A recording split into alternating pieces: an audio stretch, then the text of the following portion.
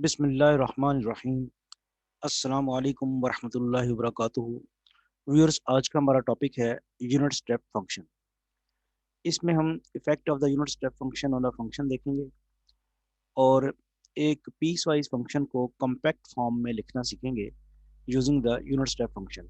हम ये सीखेंगे कि यूनिट स्टेप फंक्शन को इस्तेमाल करते हुए पीस वाइज फंक्शन को कॉम्पैक्ट फॉर्म में कैसे लिखते हैं। तो इस लिहाज से ही बड़ा एक इंटरेस्टिंग टॉपिक है। तो पहले हम यूनिट स्टेप फंक्शन डिफाइन करते हैं। Laplace, Fourier and G transforms book to follow. Unit step function. The unit step function is defined as ut minus a, u of t minus a is equal to 0 if t lies between 0 and a, and 1 if t is greater or equal to 1. यानी इसकी जो unit step function की जो बाइफिकेशन है ये two points के ऊपर है। यानी आप देखते हैं कि ए से पहले इसका आंसर जो है वो 0 है और ए के बाद जो है इसका आंसर 1 है। ग्राफिकली अगर हम इसे देखें तो ये आप देख रहे हैं कि टी अगर 0 से लेके ए तक जाता है तो यू ऑफ टी, ये जो यू, ये हॉरिजॉन्टली हमने टी एक्सिस लिया है और वर्टिकली यूनिट स्टेप फंक्शन का यू एक्सिस लिया है। तो आप देख रहे हैं कि जैसे ही आप टी आपका 0 से लेके ए तक है, यानी टी आपका 0 से लेके ए तक है, तो यू ऑफ टी की वैल्यू 0 है। इसलिए आपको ग्राफ का ये वाला पोर्शन नज़र आ रहा है जो कि टी एक्सिस के ऊपर है। टी जब 0 से लेके ए तक जाता है तो यू ऑफ टी की वैल्यू 0 है, जो कि इसी लाइन के ऊपर रहेगा ग्राफ इसका। और जैसे ही टी ए और ए से बढ़ जाता है तो फिर यू ऑफ टी की वैल्यू आ जाती है 1। तो आप देखते हैं ये एक स्टेप लेता है, यानी आप जैसे ही आपका टी यहाँ पे ए से ऑनवर्ड टी ट्रेवल करता है तो यू ऑफ टी की वैल्यू ये आ जाती है। देखिए यू ऑफ टी, तो यू ऑफ टी की परमानेंट वैल्यू क्या रहती है 1। तो आपको ग्राफ से चूंकि नज़र भी आ रहा है कि एक स्टेप लेता है ये फंक्शन, इसलिए इसको क्या कहते हैं, यूनिट स्टेप फंक्शन। और यूनिट स्टेप फंक्शन इसलिए कहते हैं कि स्टेप 1 यूनिट का है। जरा गौर करें, यू ऑफ टी माइनस ए 0 है जब टी 0 और ए के दरमियान लाई करता है, और यू ऑफ टी माइनस ए 1 है जब टी ए से बढ़ जाता है। तो चूंकि 1 है, ये स्टेप 1 है, इसलिए इसको क्या कहते हैं, यूनिट स्टेप फंक्शन। तो ग्राफिकली आपको समझ आ गई होगी effect of unit step function on a function. किसी फंक्शन के ऊपर इसका क्या इफेक्ट होगा। भाई ज़ाहिर बात है, अगर आप इस यूनिट स्टेप फंक्शन को किसी फंक्शन से मल्टीप्लाई कराएं तो यहाँ फंक्शन मल्टीप्लाई होगा तो 0 रह जाएगा, यहाँ फंक्शन मल्टीप्लाई होगा तो फंक्शन ही रह जाएगा।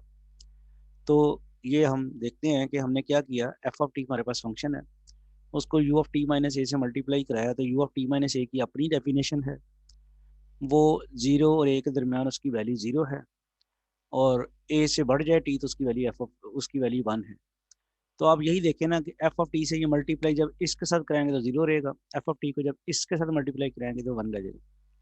तो लिहाजा ये यूनिट स्टेप फंक्शन का फंक्शन के ऊपर क्या स्टेप हुआ कि इसने फंक्शन का कुछ हिस्सा स्लीप कर दिया, ये वाला, ये देखना, इसको 0 बना दिया, इसको हम कहते हैं स्विच ऑफ कर देना। तो हमारे पास फंक्शन जो है 0 से लेके ए तक का फंक्शन जो है वो ऑफ हो गया और वहाँ वैल्यू आ गई 0। और जब आप टी ए से बढ़ जाए तो एज इट इज़ रहेगा फंक्शन। यानी हमें यूनिट स्टेप फंक्शन का फंक्शन के ऊपर इफेक्ट नज़र आ रहा है। वो क्या करता है, जब टी 0 से लेके ए तक जारी होती है तो वो उस फंक्शन को एक किस्म का ऑफ कर देता है, इनएक्टिव कर देता है और 0 बना देता है। लेकिन टी जब ए और ए से ऑनवर्ड जाए तो फिर वो फंक्शन रिस्टोर हो जाता है एज इट इज़। तो हम इसका ग्राफिकली जो इम्पैक्ट है जब तक वो नहीं देखते उस वक्त तक हमें ज़रा समझना मुश्किल होगा। तो generally the expression f of t minus a u of t minus a represents the function obtained by translating f of t a units to the right and making it vanish identically to the left of a। अब ये देख लेते हैं हम कि इसकी क्या किस तरह इंटरप्रिटेशन है। हमने एक फंक्शन लिया f of t is equal to sin t। if we multiply the function by the unit step function हम यहाँ a ले रहे हैं 2 पाई, u of t minus a की बजाय हम ले रहे हैं u of t minus 2 पाई। चूंकि 2 पाई पीरियड है साइन टी का, इसलिए हमने जानबूझ के ये वाला यूनिट स्टेप फंक्शन लिया। ओरिजिनल फंक्शन हमारे पास, ये ज़रा मैं इसको हाईलाइट कर दूं कि ओरिजिनल फंक्शन जो है हमारे पास वो है साइन टी।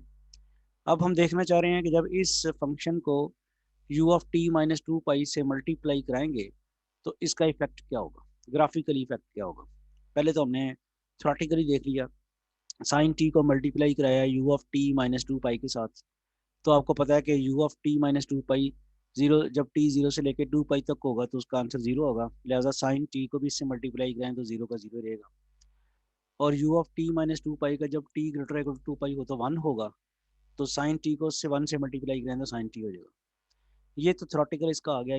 जो हमारे पास यूनिट स्टेप फंक्शन है उसकी डेफिनेशन को इस्तेमाल करते हुए हमने देख लिया कि sine of t into u of t minus two pi zero, sine of t into u of t minus two pi is equal to sine t in these particular ranges. अब graphically अगर हम देखें हैं तो वो आप देखेंगे ये ग्राफ बनेगा। कैसे बना? ये मैंने ग्राफ किसका बनाया? ये ग्राफ बनाया इस फंक्शन। और ये फंक्शन क्या कहता है? ये फंक्शन कहता ये है कि जब आपका टी जो है वो जीरो से लेकर टू पाई तक हो तो आंसर जो है वो जीरो आना है। तो आपको नज़र आ रहा होगा, ये देख लें, ग्राफ में देख लें, जब आपका टी जीरो से लेकर टू पाई तक है तो ग्राफ का पोर्शन ये नज़र आ रहा है आपको, ये हॉरिजॉन्टल लाइन टी एक्सिस के ऊपर।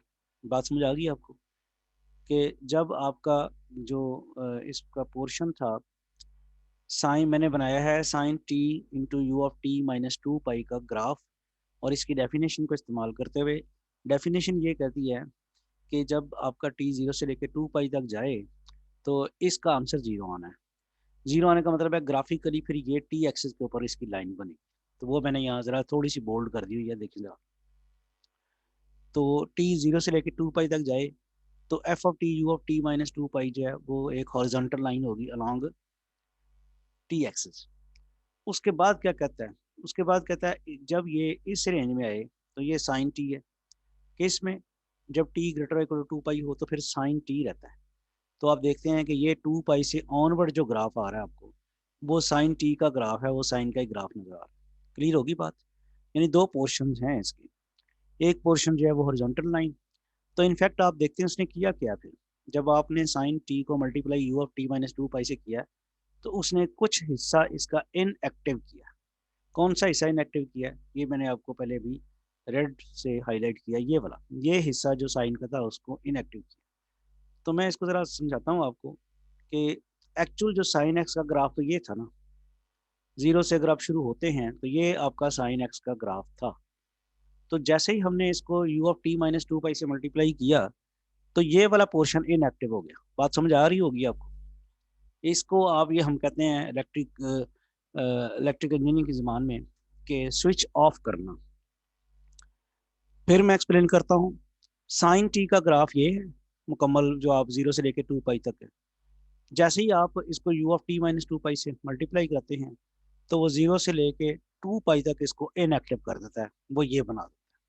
होपफुली आपको क्लियर हो गया होगा कि इफेक्ट जो है multiplication of the unit step function with the function क्या होता है कि उस फंक्शन के कुछ पोर्शन को वो क्या कर देता है, वो इनएक्टिव कर देता है।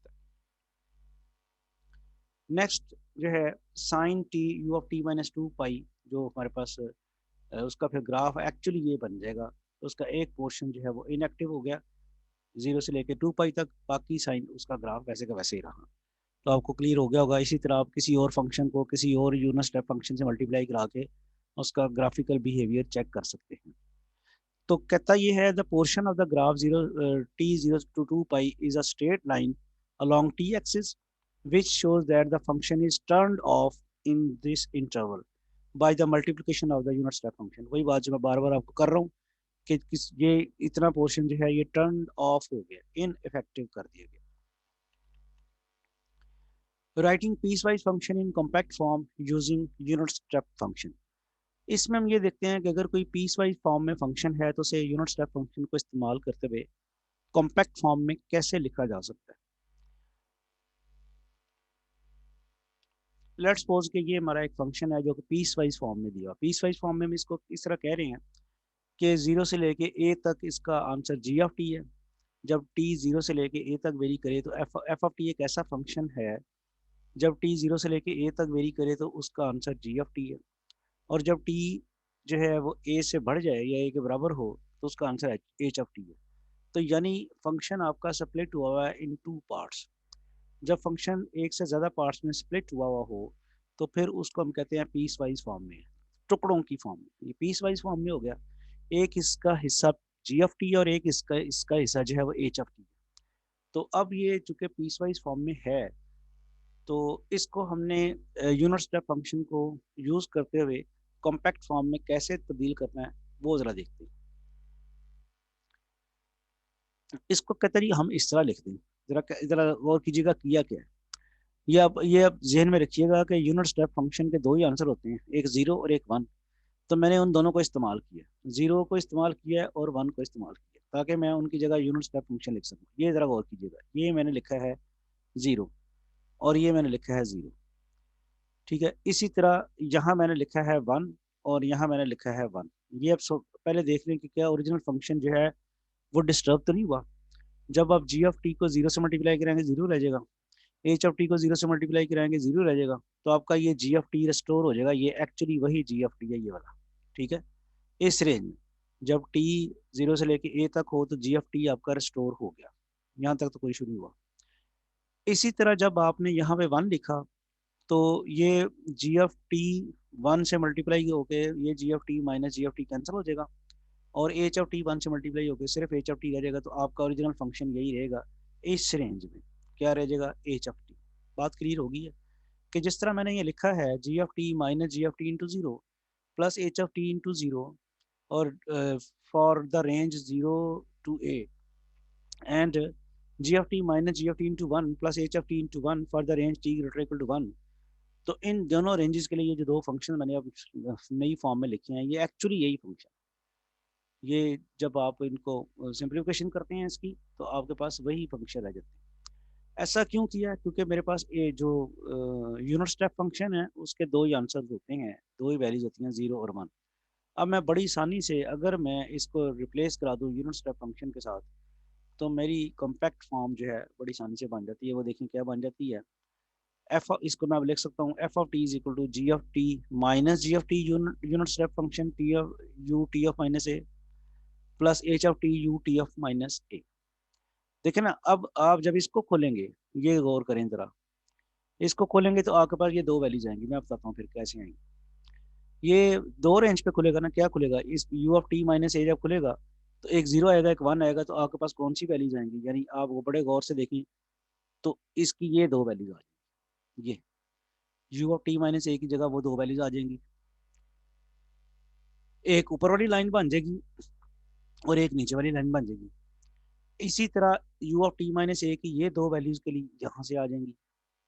यू ऑफ टी माइनस ए किस किस का मल्टीप्लाई किया हुआ है, माइनस जी ऑफ टी के साथ you of t minus A multiply किया है, तो उसी के साथ ही आ रही है दो वैल्यू जीरो और one.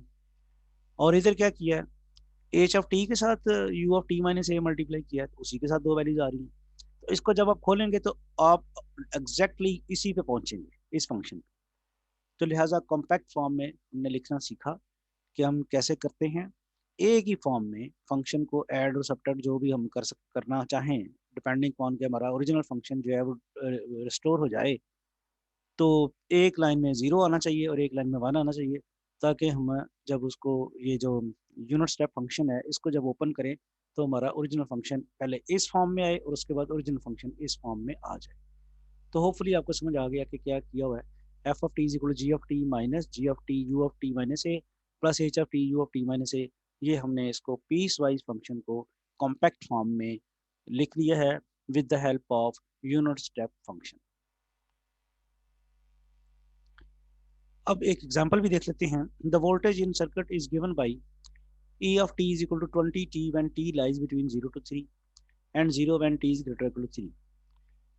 Express E of t in terms of unit step function. इसको यूनिट स्टेप फंक्शन में लिखना आपने, ये बेसिकली फिर पीस वाइज फॉर्म में है, तो इसको यूनिट स्टेप फंक्शन को इस्तेमाल करते हुए कॉम्पैक्ट फॉर्म में लिखना है। तो यूनिट स्टेप फंक्शन जो यहाँ इस्तेमाल होगा वो टी की रेंज से पता चल रहा है, वो you of t minus three इस्तेमाल होगा, क्योंकि टी वेरीज कर रहा है जीरो से लेकर थ्री तक।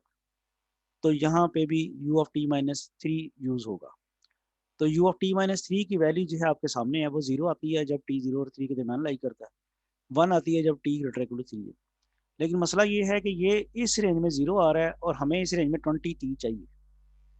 तो क्या करेंगे फिर, इसको फिर इस तरह लिखेंगे 20t minus 20t into u of t minus three. अब ये कैसे होगा, देखें जब आप इस रेंज में आएंगे तो यू ऑफ टी की वैल्यू जीरो हो जाएगी, तो ये सारे का सारा फैक्टर खत्म हो जाएगा और आपके पास रेस्टोर क्या हो जाएगा, ये मैं आपको जरा हाईलाइट कर देता हूँ।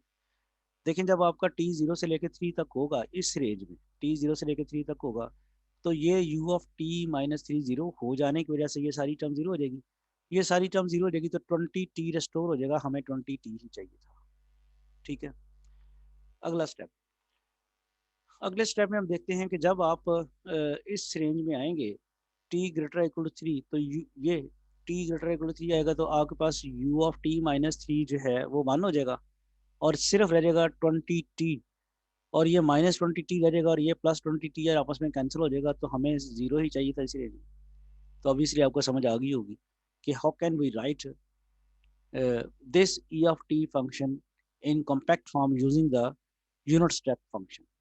तो बुक के कुछ और क्वेश्चन जो हैं या एग्जांपल जो हैं वो आप प्रैक्टिस, पहले आप एग्जांपल सॉल्व एग्जांपल थोड़ी सी प्रैक्टिस के लिए कर लें, ताकि गिवन जो है आपका जो पीस वाइज फंक्शन है उसको कॉम्पैक्ट फॉर्म में लिखने के लिए आप थोड़ी सी प्रैक्टिस कर लें।